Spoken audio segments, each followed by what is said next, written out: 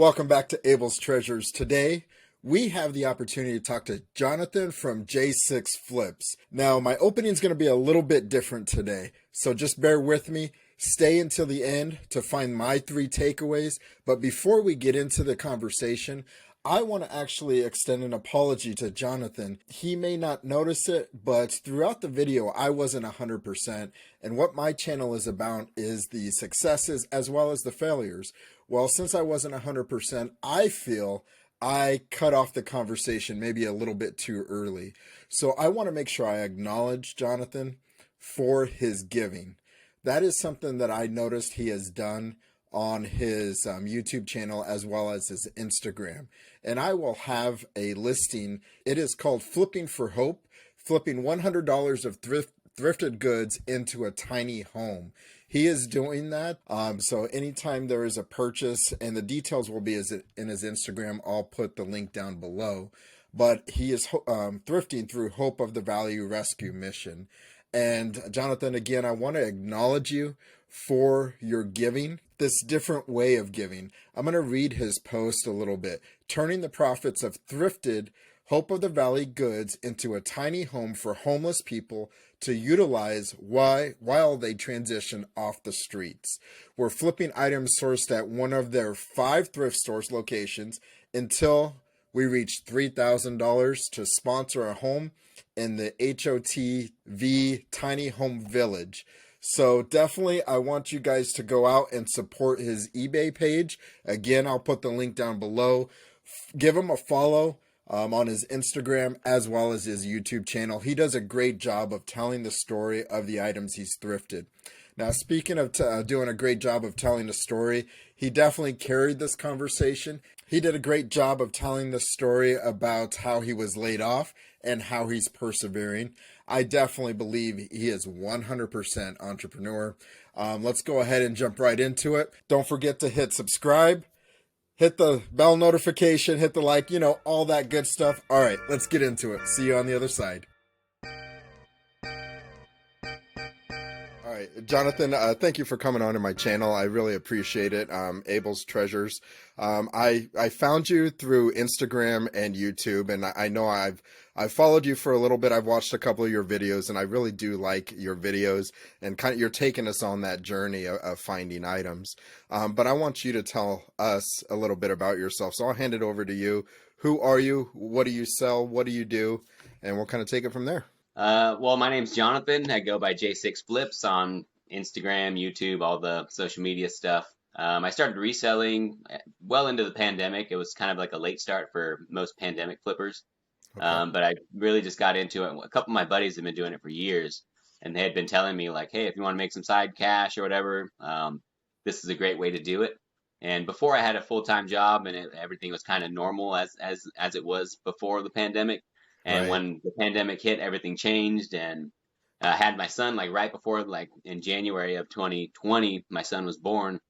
Right when I went back to work, the layoffs came for the pandemic. So Okay. I had to kind of shift and readjust. The cool thing was I got to hang out with him in those younger months, and it Right. wasn't really pressure to get back to it and to get back on the grind. Mm-hmm. But eventually it came down to like, okay, well, how are you going to make some money there too? So I got into reselling. I just pretty much hit thrift stores and garage sales, and then try to find things that I think are valuable, and then try to find a home for them, like people who also value them at that price range. So Yeah, and I really love that thought process. So that's kind of my thought process too, of finding something and rehoming it to somebody that would appreciate it. right, Um, are you full time or part time right now? I saw in I'm one of part your time. videos you're part time. Okay, what do you Yeah. do full time? Right now, I kind of just do a lot of different part-time things. So like, flipping is the kind of the fun part of or like some money there. But Hmm. my career before the pandemic was I was a full-time sports journalist. So I Okay, wrote for a newspaper full time. I would just cover high school sports, college sports. I went to a couple Dodger opening days. I got to meet Jaime Jarrín once at Dodger Stadium and interview him about our connection with Ecuador, and that's why I got the jersey on. okay, Uh, and it was just that was my career. I started writing in junior college when I was still at Fullerton, and okay. I just joined the paper there, and they had a sports editor job open. I had no experience, but they needed somebody, so of course I threw my hat in the ring and I got the job. So I started there. worked my way to CSUN, where I was not even on the newspaper yet. I just walked into the newsroom and said, "Hey, can I start writing for you guys?" Because you Mm-hmm. needed to have a certain level class before you could join. But I told them like I had been writing already, so I was able to jump in there. By the time I got to the actual class, I took over as sports editor there. And then my way to get in my foot in the door with journalism, it's always how do you get in the building first? Because sports, especially, is really competitive to get a gig there. My way was copy editing, so I was copy editing at a paper up north from here. So I was commuting an hour both ways, and just to go and read copy, make sure there's no errors, and then after a year of that, there was a sports gig that opened up, or it was actually a news reporting gig that opened up where I was just covering school board meetings and just fun things like that, where it wasn't very exciting, but Right. again, get your foot in the door so you're in the building so you can meet the people who can potentially get you that next step. So I did that for, I think, 6 months Okay. before the sports job opened, and then I took over sports there. So sports has always been my thing as far as usually making money, and I still freelance now, so that's another thing I do. Okay. Yeah, and I really enjoy your pictures. I keep pointing this way because I have some of your websites up, and I'll put all the links down below for everybody else to check out. Some of the things I heard, though, it almost sounds like you were preparing for the job that you wanted way before you even realized that you were going to get the sports jobs. Can you talk to a little bit about that process of having a vision of where you want to go and how you're achieving that? Yeah, well, initially, I mean, my uncle, he is also a sports journalist. He does it in Orange County though. Okay.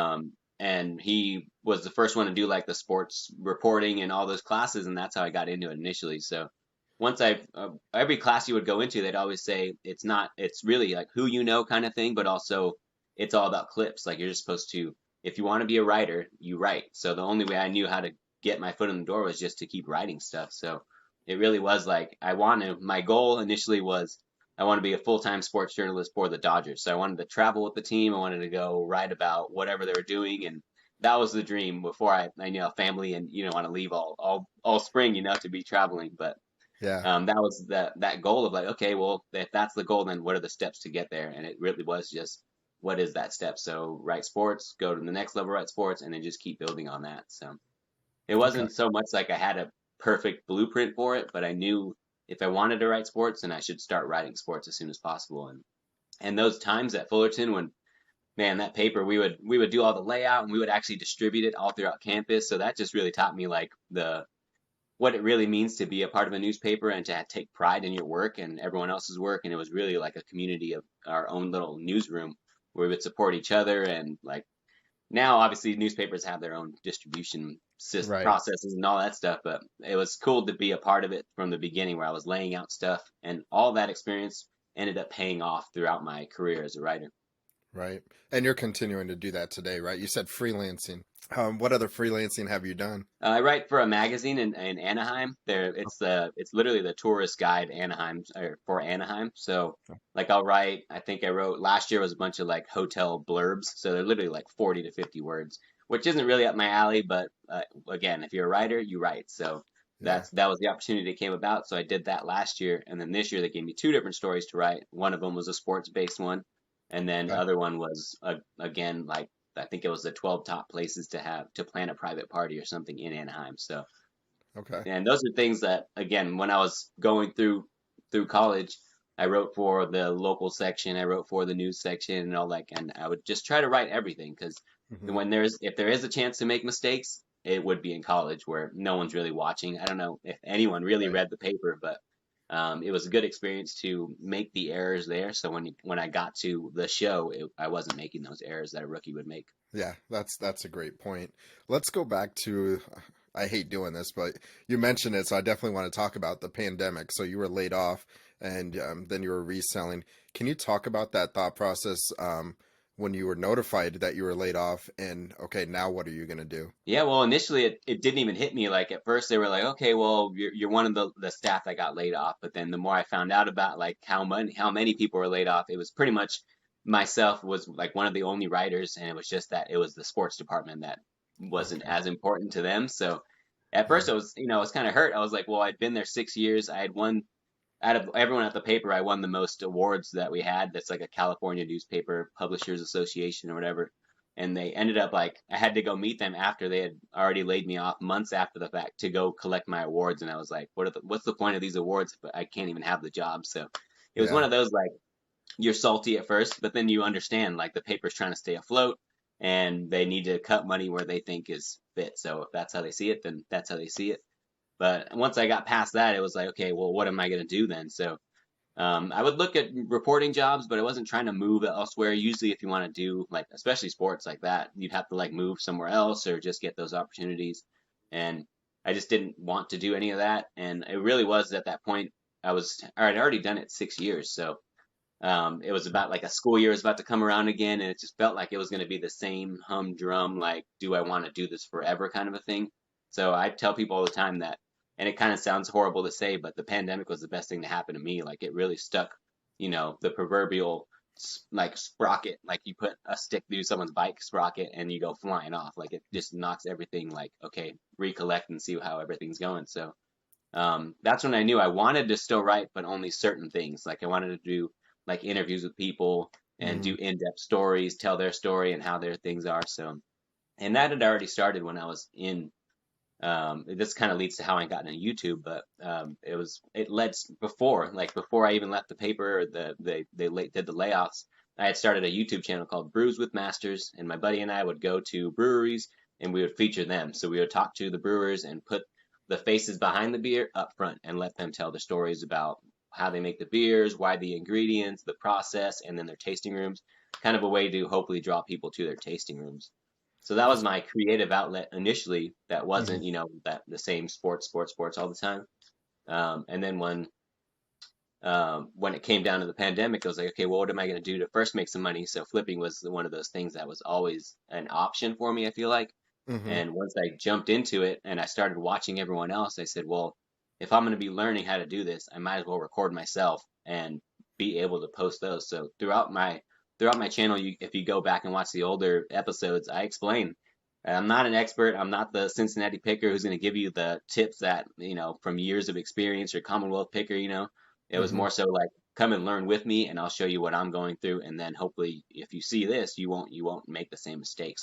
So Yeah. I always tell people I'm not an expert, but definitely I have some experience and you can find out with me as it goes along. That's kind of why I started my channel and recording, my journey. Mine pivoted, as you can tell, because I am enjoying the connections with people.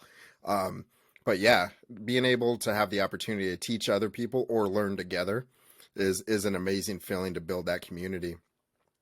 You kind of mentioned it already, but I want to ask directly, what do you think you learned then from, I'm going to say downfall, but from the pandemic? You had to pivot yourself. What do you think looking back, what did you learn? I honestly was like, I feel like throughout, because I started so early with writing and then I kind of was like, this is my goal to be this. And by the time I got my full-time job, it was like, okay, I did it. Like now what? And I felt like Hmm. I had attached myself to like my personality was that I was a writer and I thought that was it. Like I was a writer and that was all it was ever going to be.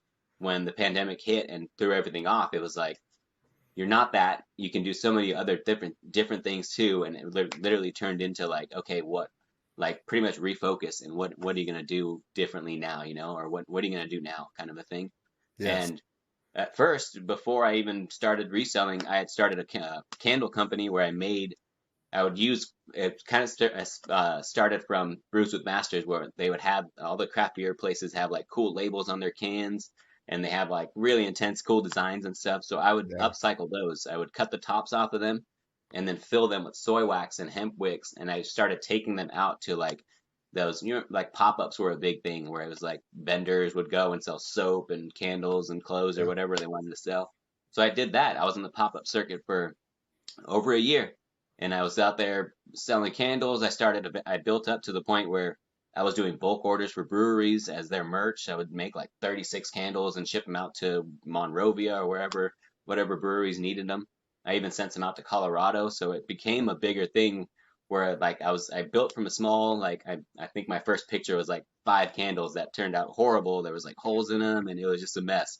But in that process of starting from 5 candles to where I'm making dozens of candles for breweries from, Colorado to, down here in Southern California, it was just it taught me that you can build something from the ground up if you put your mind to it. And that's where it came up, where it was like, okay, well, if I'm going to be doing reselling, I'm going to have to start small. So I just started buying things that I thought were valuable. And once that Hmm. first sale hit, it was like, okay, that's that foundation. And now it's only up from here. So it was always like, my goal initially was 100 feedback on eBay was the first goal. I was like, I could sell a $5 item, but as long as I got that one feedback back, it would totally worth it because I was working towards that 100 feedback. Right, right. And then it kind of intertwined with YouTube, and now it's kind of just like grow both of them while also staying consistent and doing the things that usually work when you like the more effort you put in and the actual time and that drive does pay off. And it started with the candles, but it transitioned definitely into reselling. That's amazing. Within the last 3 to 5 minutes are all the tools that somebody needs to become successful at everything. And as I'm listening, I'm like, okay, you are a real entrepreneur. Are you still selling the candles or? No, I I, actually stopped.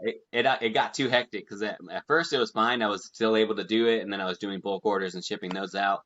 But it hmm. got to the point where I would be like, oh, I can either finish these candles because it was a process. Like the melting the wax down took a couple hours, and then pouring them out, mixing all the stuff, trimming them, all the process of that. And I started kind of intertwining with, oh, am I going to list stuff or am I going to have a death pile that's sitting here, for days because I can't get to it yet. So I Right. took the lesser of I eBay was easier as far as like I don't have to be on weekends like out in wherever for a couple like because I've been at events where they were like in Palmdale where it was like 8 hours that I had to be out there and it didn't feel like I was the time I was putting in out there was worth what I could be getting out of if I put those hours into eBay. So I chose the Yeah. lesser the I ditched the lesser of the two pretty much, but I definitely don't regret it. I met a lot of cool people through Yeah. Candles, and I still are friends with them now, and I still watch them, and they still do their pop ups and stuff. And I actually still go to the coffee shop where I used to pop up, and really close friends with them. So it's cool that everyone from that is still supporting me through J6 Flips too. Yeah, and that's the other point of a true entrepreneur. It's okay to try something and enjoy it, and if it doesn't work, set it aside. Um, Maybe in 5 years you might go to it because eBay's not performing like you want, and you are able to. I guess the key word for the day wasn't intentional, but the key word for the day is pivot. You're able to change from one area to the other very quickly. It sounds like. Yeah. Yeah, I try. I try. You got to be fluid. Like that's where again, it goes back to where I was journalism for 6 years full time. It was like I thought that was it. Like it seemed like that was going to be it, and then I was going to be like retired as like because there's some grizzly old reporters who have been doing sports, especially in LA. There's a guy who writes for the LA Times that's been doing it for geez, at like 40 years or something that he's been doing it. And then I saw that and I was like, that I don't want to do that. Like once I was laid off, I was like, do I want to just jump back into that to get to that point? Or what am I doing with my time? So that's where I knew it wasn't that. But I still want to write, but be able to make money some other way as well. So Yeah, and another way to put it, and I wrote this down actually for, like you said, you watched one of my videos. One of my 3 points is redefining yourself. It's okay not to be in a box, but then say, this is not who I am anymore. I want to redefine myself on who I am, and it sounds like you've done that on multiple occasions. And to keep that open mind, I think that's one of the reasons why or how you will be successful. Talk about your family a little bit if you don't mind. yeah. What's your support group look like? How does that function? Well, we just have our son. My wife, I actually met when I was working at the Olive Garden. I initially worked in Orange County when I was back there with the family, still finishing high school and junior college. But when I Okay. transferred here to Cal State Northridge in the San Fernando Valley, I also transferred to Olive Garden over here. So it was easy because I already knew the menu and all that, and the job was easier to get. And it was easy. I could, because at the time I was doing the Olive Garden as a server.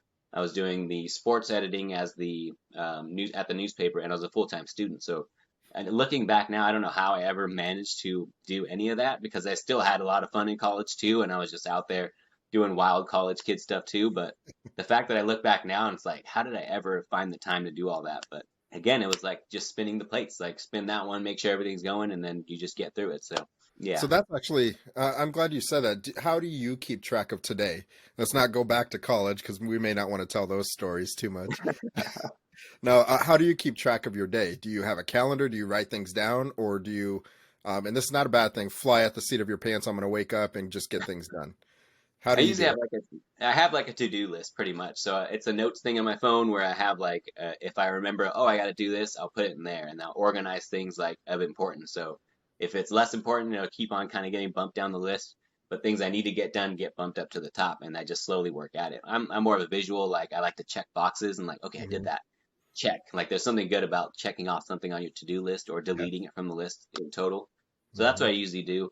I try to stay consistent with like Hope of the Valley is one of the thrift stores I go to a lot out here, and their sales are Tuesday and Thursday. So I'll try to make like Tuesday and Thursday my days to drive out there before I go and ship out the stuff for the day. So Okay. for the most part, it's kind of like if I have a lot of stuff that I've already, because I don't like to take pictures of 4 items. I like to build a pile first, and then I'll photograph it and list it and do all that stuff. But Hmm. for the most part, it's like, okay, I got to get a bunch of stuff. It's like a cycle, really. I'll be in a sourcing mode where I have a bunch of footage that I need to edit, and then I'll edit that footage, and then I'll list all the clothes pretty much. So it kind of works that way.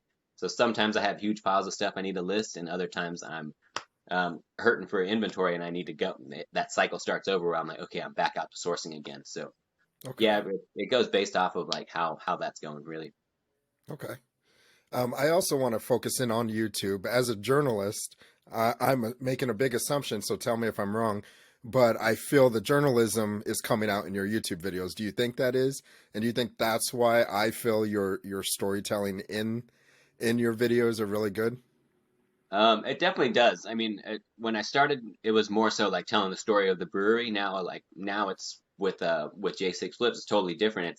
It's me in front of the camera because when I did the beer one, I intentionally reached out to my buddy who really knows beer and he's just like a really on camera kind of person, and I Okay. had him host it. So I wasn't even on camera for the most part. I'd be in the background maybe or having a beer, cheersing here and there, but for the most part, it was him. And it was like I wanted to just edit the video. That was my creative outlet, so that's why I was doing that. But when I came to actually getting into J6 Flips, it was me in front of the camera, and all of a sudden I was like, I needed to get more comfortable talking on camera or talking to myself, really, because Yeah. it's not like we're actually talking to someone there. It's just me holding my GoPro at myself. So Yeah. yeah, it was more so just getting into it and with the storytelling, I always try to find the story or the angle of whatever that my content is. So sometimes it's over a couple days where they're not really related, but I'll find one storyline that can at least use it as a thumbnail, use it as the main focus point of it, and then I'll go back and film like transitions from like oh this day or yeah I found this and this is the good stuff that came out of it or things like that. So I try to Yeah. make it to where there's a storyline, but for the most part it's just a compilation of me going to source out in thrift stores or garage sales or wherever I am. Right. Well, and it's enjoyable, so I appreciate Thank it. you. The other thing is, how did you get comfortable or how did you get out of your comfort zone to talk to the camera, talk to yourself, take a camera to a thrift store? All the things that a lot of people that want to start a YouTube channel that are not doing it because of those reasons. Can you talk a little bit about that? It wasn't easy at first for sure. Like I remember doing a lot more takes when I first started where I'd be like, okay, let me try to film an intro and it would just be like me for 15 minutes trying to film a 20-second segment and it would just no, that sounds silly or that's nah, that doesn't work or why do I look so funny in the camera or things like that where you just kind of like and by now I'm it's only one take. It is how it is. I'm trying to be as authentic as possible when I do it, so I'll tell you how it's going and I'll tell you if it's going poorly. Like my most popular video is one where I had a sales slump for 4 days where I didn't sell anything. And that's Mhm. what I wanted people to know that it's not all like, hey, look at this $6 shirt I sold for $100. Sometimes it doesn't go well. And I'd rather show people the truth than try to say, put on a facade or, something not be unauthentic. Right. Being authentic, you're connecting with the people that should be in your community. So I definitely agree with that. Switching gears a little bit, I want to ask you, what is your vision for your life? I'm going to try to get deep here. What is your Hmm. vision for your life? And that can include your business of J6 Flips, anything, but for your life, what is that? Hmm. I feel like that question is so like not loaded, but it's limitless on the answers that could come out of it. But a Yeah. vision for my life is always being around for my son. Like that's the main thing that's the most important thing to me is making sure his youth is awesome and he goes on to be a good human and does things that we know he's going to be capable of doing. So that's the main Right. thing. Obviously, being with my wife and hanging out and being with my family and all that is always in the future. So if I can build the rest of my stuff around that, then that's that's the goal really. So as far as with reselling, I want to just keep on finding solid items and flipping them, and I really do see it as like I don't consider myself full time, even though I spend most of my time doing reselling and YouTube stuff. I still Okay. consider it part time because I know like at my core, I'm a writer. So that's what I want to do as far as like, I want to be able to pick and choose my stories, go write these in-depth feature stories and tell the other people's stories. Because again, even though I have a camera and I'm pointing it at myself, I don't like to usually do that. I'd rather tell someone else's story and get that out to the masses so they can appreciate someone who's doing something like so impressive that they would otherwise not even hear about. So really, Well, that's it. It's telling more stories and being able to resell and thrift. so being on this side of an interview is maybe uncomfortable for you. So I want to thank you. It's a little weird, but I've gotten a little better at it. I think I did a couple interviews when I was selling candles. A couple people reached out and wanted to do interviews about that, so I did a few for that. And before, when we were during the pandemic early parts, my buddy Derek, who was the host of Brews with Masters, we would do IG lives with other people. But again, that was me asking the questions and Yeah. rather than me being on this side. But yeah. Well, I'm hoping you get out of your comfort zone a little bit more by asking you these questions. Now it makes sense why you didn't want to know what some of the questions I was going to Yeah, ask yeah. you. That goes back to my journalism roots though. If you give someone, the questions ahead of time, you get canned answers. They call them canned answers because you Mhm. get the cliches and they have too much time to think about it and they edit out the authentic answer and they'll give you something that you want to hear when you wanted a real answer. So, Right. And then that's what I'm looking for on this channel, just authentic people telling their story of positives and negatives, whatever, however the conversation takes us. So first of all, thank you for educating me on that. I didn't know that's was some of it, and oh that'll yeah. make me a little bit better too. So thank you. Yeah, no worries. One of my final questions is, and this is something I ask everybody, and it's another deep one, but my channel's called Abel's Treasures. So what is your greatest treasure? Oh man. I feel like I heard you ask a Cincinnati picker that too, and I remember thinking, wow, that's a tough question. Like, how do you answer something like that? Um, it really is my family. Like everything I do is for them. Like my son is the one who I want to just see smile. Like that makes my day. So Yeah. if it could be one thing, it would be my son's smile. But other than that, it's family. My family right now is actually in Ecuador. My mom, my Okay. grandma, my two uncles who I grew up with, like they were just a little bit older than me. So I went to high school with my uncle who graduated a year ahead of me, which is like people are always like, "That's your uncle?" He's like, literally, you guys look the same pretty much. But Yeah. them, like just being around them, that's the treasure. Is really being able to be around family, tight knit, and just enjoying each other. So everything else is Gravy. it's just gravy on top. If you can do some other cool things outside of that, then awesome. But Yeah. it's doing the stuff outside is to maintain the important thing, which is family. Yes, Jonathan. The treasure that we have is definitely family, and that's something we should cherish at all times. All right, it is my job to pick the three takeaways that I pulled from this conversation. Again, Jonathan, thank you for coming on my channel. You are invited back anytime, and I think our next conversation will get even deeper. So we'll go ahead and jump right into it. Number one is if you're a writer, you write. So if you are a small business owner, you small business. What I mean by that is you take action. And that is what I took away from Jonathan's conversation today is everything that he was doing, no matter how small, it was action to get to the next point. When he was going to college, he was already prepared because he was taking those actions. So again, take action. If you're a writer, you write. If you're a small business owner, you sell. You continue to learn and move forward. All right, number two, it's okay to be salty.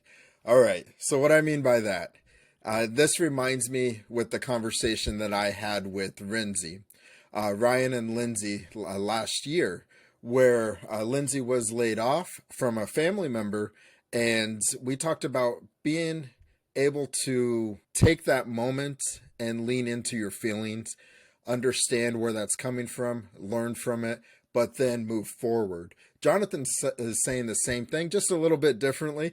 He said he was salty about the whole situation, but he was also able to move forward from it. He understands that it is a business that they are running and they're trying to keep that business afloat. So he had to leave. I want to remind you guys, he is an award-winning journalist. Just think of that, an award-winning journalist, and he continues to do that today. So that, again, number two, it's okay to be salty. Just move forward from it. Don't stay in that too long. And finally, number three, recreate yourself.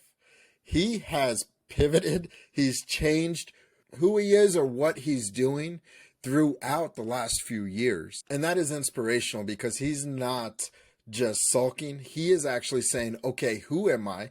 I know I'm a writer, but I can do all of these different things. And that's why I say he's a 100% entrepreneur, because he is able to make those changes and continue to recreate himself. And that was one of the takeaways. So again, Jonathan, thank you so much for coming onto my channel. And I want to remind everybody the greatest treasure is connections with people. Take care of each other.